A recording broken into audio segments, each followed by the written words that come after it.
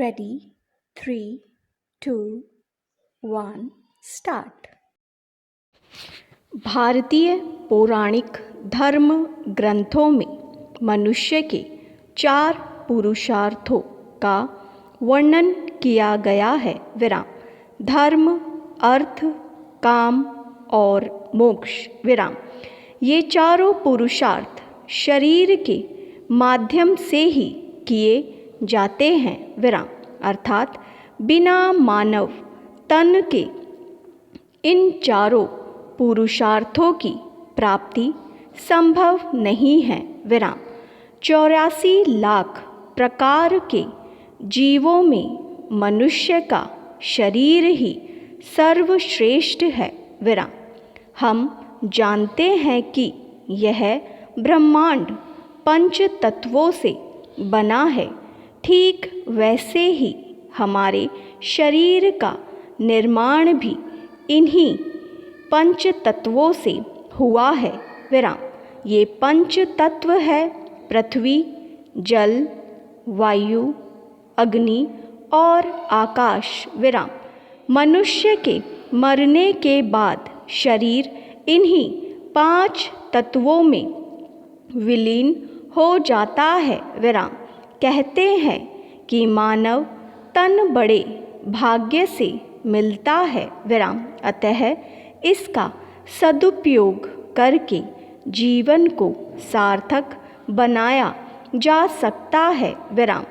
इस संसार में हर वस्तु का कोई न कोई उपयोग या दुरुपयोग होता है। विराम।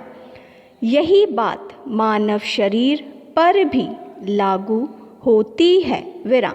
जीवों में मनुष्य का शरीर ही है जो कर्म करने के साथ उसका फल भी भोगता है। विराम। वहीं पशु पक्षी कर्म तो करते हैं किंतु मनुष्य की तरह फल नहीं भोगते। विराम। अतः मानव तन जैसा कार्य करता है उसे वैसे ही फल की प्राप्ति होती है। विराम। महाकवि तुलसीदास ने भी कहा है कि बड़े भाग मानुष तन पावा। विराम। सुर दुर्लभ सब ग्रंथन गावा। विराम।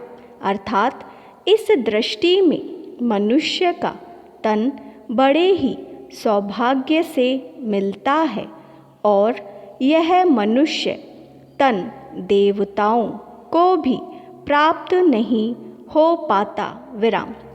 लिहाजा हम अपने आचार विचार के साथ साथ अपने शरीर की भी सुरक्षा करें। विराम। एक स्वस्थ शरीर द्वारा ही मनुष्य अपने सारे कार्य संपन्न कर सकता है। विराम। मानव शरीर को मंदिर की संज्ञा दी गई है। विराम।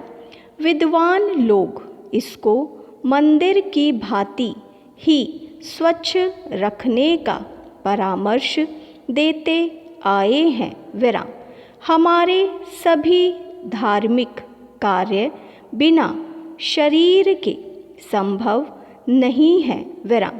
अतः हमें अपने शरीर की महत्ता को समझना होगा। विराम। जहाँ तक संभव हो हमें अपने शरीर को परोपकार जैसे कार्यों में भी लगाना चाहिए। विराम। जब तन मन आत्मा सत्कर्म आदि का उचित सामंजस्य होगा तभी मनुष्य पूर्णता को प्राप्त कर सकेगा। स्टॉप।